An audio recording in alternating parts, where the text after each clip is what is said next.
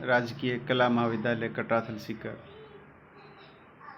कक्षा BA part 3 section AB भूगोल द्वितीय प्रश्न पत्र भारत का भूगोल में आपका फिर स्वागत है। मित्रों, हमने भारत की लोकेशन की चर्चा की पहले लेक्चर में। अब हम आगे भारत को एक उपमहाद्वीप की संज्ञा क्यों दी जाती है, भारत में इतनी सारी विविधताएं मौजूद हैं, उसके बावजूद भी एकता बनी हुई है, इसके क्या कारण है। मित्रों, जैसा कि हम जानते हैं, भारत में जितनी भौतिक, मानवीय और सांस्कृतिक विविधताएं पाई जाती हैं, शायद विश्व में अन्यत्र देश में ये देखने को दुर्लभ है। हम सभी जानते हैं, भौगोलिक दृष्टिकोण से भारत, पाकिस्तान तथा बांग्लादेश मिलकर एक बहुत बड़े भूभाग का निर्माण करते थे, जिसे भारतीय उपमहाद्वीप की संज्ञा दी जाती थी। यानी कि विखंडन से पहले जो हिंदुस्तान था, उसको एक उपमहाद्वीप की संज्ञा दी जाती थी। कारण क्या है? उससे पहले हम एक विदेशी विद्वान डॉक्टर क्रेशी का कथन लेते हैं कि भारत को महाद्वीप कहलाने का उतना ही अधिकार है जितना यूरोप को। यानी कि भारत को जितना हम महाद्वीप कहें, उतना ही अधिकार महाद्वीप कहने का है जितना कि यूरोप को महाद्वीप कहलाने का अधिकार है। मित्रों, इसके उन्होंने कुछ कारण बताए कि भारत का क्षेत्रफल बहुत बड़ा है, जैसा कि हमने पहले चर्चा की कि विश्व के क्षेत्रफल का 2.4% है। भारत में जनसंख्या बहुत अधिक है। जनसंख्या अधिक होने के साथ साथ भाषा एवं विभिन्न धर्मों के लोग यहाँ निवास करते हैं। भारत और पाकिस्तान, जो पहले की बात है, उन्होंने कहा कि संपूर्ण स्थल भाग एक ऐसी प्राकृतिक सीमा से घिरे हुए हैं जिसके कारण प्राचीन काल से ही इनका संपर्क उत्तरी देशों से स्थलीय भागों से भी प्राय कम ही रहा। यानी कि जो उत्तर के स्थलीय भाग थे, उनसे संपर्क प्राय कम रहा। ऐसा इस भौगोलिक स्थिति के कारण ही था। इसके अंदर पर्वत, पठार, नदियां, मरुस्थल, बियड, वन क्षेत्र, यानी कि हम देखें उत्तर से दक्षिण, पूर्व से पश्चिम के बीच, तो ये हमें सारे मिलते हैं। इनके अलावा विभिन्न प्रकार की भाषाएं, बोलियां बोली जाती हैं, वेशभूषा पहनी जाती हैं, खान पान है, रहन सहन में भारी अंतर पाया जाता है। इन चारों कारण के कारण क्रेशी ने भारत को महाद्वीप कहलाने का उतना अधिकार है जितना यूरोप को ये कथन दिया गया। मित्रों, हम सभी जानते हैं कि ये विविधताएं हमारे देश में मिलती हैं। हम संक्षेप में इन सभी की चर्चा करेंगे। नंबर 1, भौतिक भूदृश्य। भौतिक भूदृश्य के अंदर हम देखें, भौतिक यानी कि हमारे देश के अंदर पर्वत पाया जाता है, पठार भी है, मैदान भी है, समुद्र तटीय प्रदेश भी पाए जाते हैं। मित्रों, हमारे पास उत्तर के अंदर हिमालय पर्वत है, दक्षिण के अंदर दक्कन का पठार है, बीच के अंदर मैदान है। हम कहें कि 3 बड़े भौतिक प्रदेश हमारे देश के अंदर मौजूद हैं। इसके अलावा तट है, द्वीपीय प्रदेश है। मित्रों, हम इन तीनों की भूवैज्ञानिक संरचना का अध्ययन करें तो भी भिन्नता मिलती है। हम जानते हैं कि जो दक्कन का प्रायद्वीपीय पठार है, वह ग्रेनाइट और नीस जैसी कैम्ब्रियन और आर्कियन कालीन सेलों से बना एक प्राचीन सुदृढ़ भूखंड है, जबकि बीच का जो गंगा का मैदान है, वह प्लीस्टोसीन काल के जलोढ़ से निर्मित मैदान है। और हिमालय की बात करें तो हिमालय युवा पर्वत है, नवीन मोड़दार पर्वत है। तो मित्रों, इस प्रकार हम देखते हैं कि यहाँ पठार, मैदान, तटीय प्रदेश सारे पाए जाते हैं और इनमें भूवैज्ञानिक दृष्टि से भी भिन्नता मिलती है। मित्रों, दूसरा पॉइंट लेते हैं हम, जलवायु। हम सभी जानते हैं कि हमारे देश की जलवायु मुख्यतः उष्णकटिबंधीय मानसून की जलवायु पाई जाती है। मित्रों, हमारे देश में जो विश्व में जलवायु पाई जाती हैं वे सारी की सारी हमारे देश में पाई जाती है। जैसे मरुस्थल की हम बात करें, थार के मरुस्थल की, तो वहाँ उष्णकटिबंधीय जलवायु पाई जाती है। समुद्र तट की बात करें तो हम कह सकते हैं कि वहाँ शीतोष्णकटिबंधीय जलवायु पाई जाती है। या हम कहें कि हम उत्तर के हिमालय की बात करें तो वहाँ ठंडी जलवायु पाई जाती है। और हिमालय के अंदर भी हम बात करें तो शंकुधारी टेगा जलवायु तक की जलवायु पाई जाती है। मित्रों, इस देश में विभिन्न प्रकार की जलवायु पाई जाती है। हम यदि बारिश की बात करें तो मासिन राम में जहाँ विश्व में सर्वाधिक वर्षा होती है, वहीं थार का मरुस्थल ऐसा भाग है जहाँ बारिश 5 सेंटीमीटर से भी कम होती है। हम यदि तापमान की बात करें तो राजस्थान में थार का मरुस्थल है जहाँ गर्मियों में तापमान 50 डिग्री से ऊपर चला जाता है, सर्दियों में माइनस में चला जाता है। हिमालय पर्वत में सर्दियों में तापमान 0 डिग्री से नीचे चला जाता है, जो कि वर्ष भर समुचित एक ठंडा प्रदेश है। हम यदि समुद्र तट की बात करें तो वहाँ टेम्परेचर लगभग समान सा बना रहता है। तो मित्रों, इस प्रकार हमारे देश के अंदर विभिन्न प्रकार की जलवायु पाई जाती है। विभिन्न प्रकार की जलवायु पाई जाने के कारण हमें यह फायदा है कि यहाँ विभिन्न प्रकार की फसलें पैदा होती हैं। फसलों से पहले हम लेंगे मिट्टियाँ। हम जानते हैं कि हमारे देश में लगभग जो विश्व में मिट्टियाँ पाई जाती हैं, सारी की सारी मिट्टियाँ हमारे देश में यहाँ पाई जाती हैं। और इन मिट्टियों में ये मिट्टियाँ अलग अलग क्षेत्र में अलग अलग प्रकार की पाई जाती हैं और उनमें अलग अलग प्रकार की फसलें पैदा करते हैं। मित्रों, जैसा कि हम जानते हैं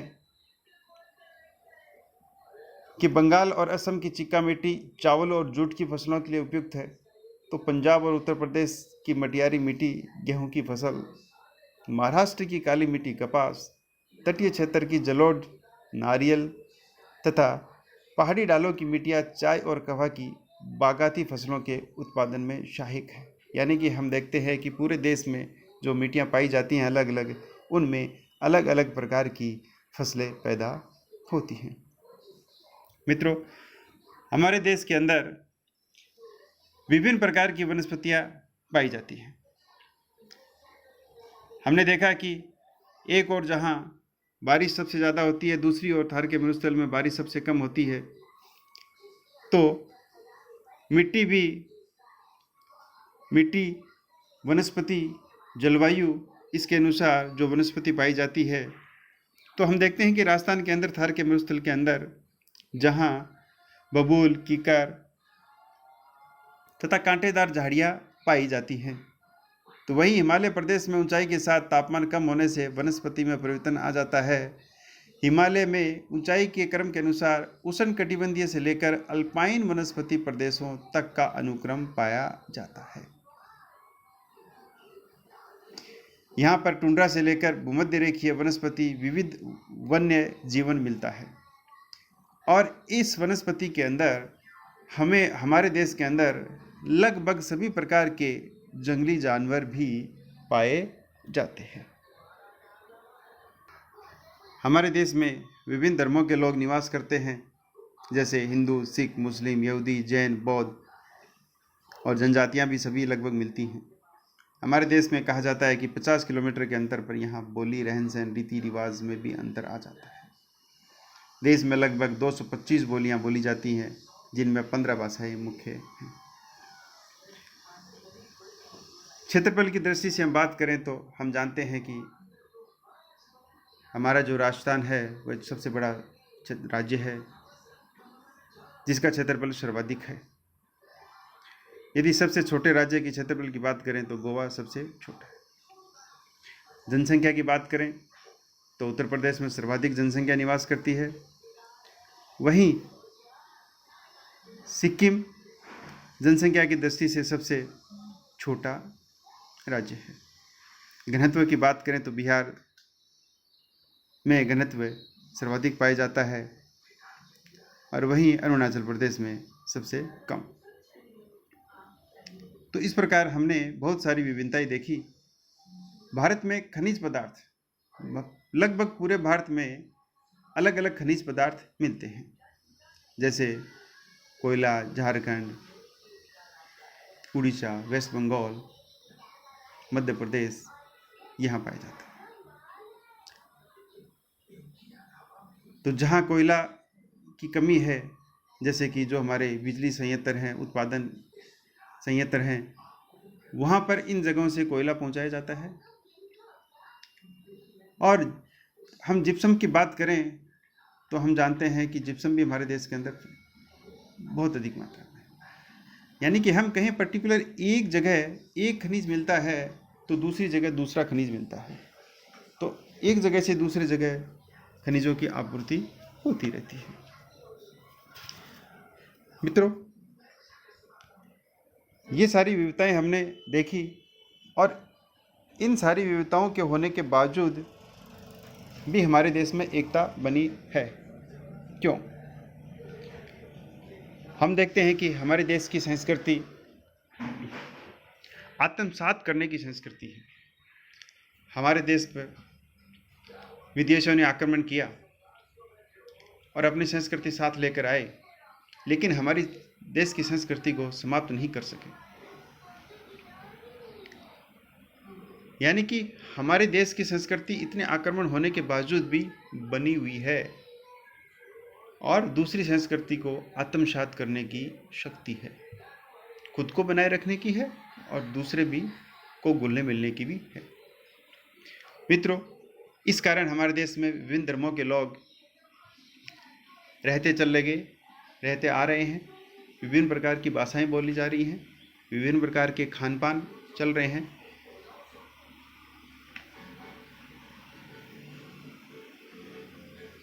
आगे जैसा कि हम जानते हैं कि इन सभी में विविधताएं मौजूद हैं, लेकिन उसके बावजूद भी एकता बनी हुई है, क्योंकि ये सारे प्रकार के लोग एक जगह निवास करते हैं और एक दूसरे के धर्मों का सम्मान करते हैं।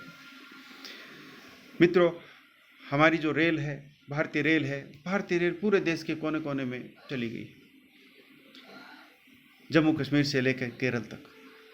जम्मू कश्मीर में बैठेगा तो केरल तक बैठकर आदमी पहुंच जाएगा। तो मित्रों, ये पूरे देश में नेटवर्क रेलवे का बिछा हुआ है, जिसके कारण पूरे देश में लोग आते जाते रहते हैं। विभिन्न धर्मों के धार्मिक स्थल भी पूरे भारत में फैले हुए हैं। जैसे हम हिंदुओं की बात करें तो हम जानते हैं कि पुरी, द्वारका, बद्रीनाथ, रामेश्वरम भारत के 4 कोनों में फैले हुए हैं। तो हिंदू धर्मावलंबी पूरे देश के अंदर इन चारों की तीर्थ यात्रा करते हैं। तीर्थ यात्रा करने से वहाँ के लोगों और संस्कृति से मिलन होता है उनका, और आपस में भाईचारा बढ़ता है। हमारे देश के अंदर मुस्लिम भाइयों की भी संख्या काफ़ी है और पूरे देश में फैले हुए हैं। हिंदुओं के बीच रहते हैं और भी विभिन्न धर्मों के लोग निवास करते हैं, लेकिन हम एक दूसरे का सम्मान करते हैं, उनकी संस्कृति में या हम कहें उनके त्योहारों में शामिल होते हैं, जिसके कारण हमारे देश के अंदर एकता बनी हुई है। हम भौतिक दृष्टि से देखें तो हमारे देश की उष्णकटिबंधीय मानसूनी जलवायु है, जिसके कारण हमारा भारत देश एक कृषि प्रधान देश है। लगभग पूरे भारत में कृषि की प्रधानता, प्रमुखता मिलती है, जो कि इसकी एकता को सुदृढ़ करती है। विभिन्न प्रकार के खनिज मिलते हैं, एक राज्य से दूसरे राज्य में खनिज भेजे जाते हैं, जिस कारण लोगों का आपस में मिलन होता है और एकता बनी हुई रहती है। तो मित्रों, हमारे देश के अंदर हम संक्षेप में कहें कि एक तरफ हिमालय पर्वत, गंगा का मैदान, नदियों का मैदान, दक्षिण का प्राचीन पठार, कलकल करती नदियाँ, समुद्र तटीय मैदान, देश में लगभग सभी प्रकार की जलवायु, सभी प्रकार की मिट्टियाँ, सभी प्रकार की फसलें पैदा होती हैं। तो दूसरी ओर इन सारी विविधताओं के बावजूद भी एकता बनी हुई है। Thank you.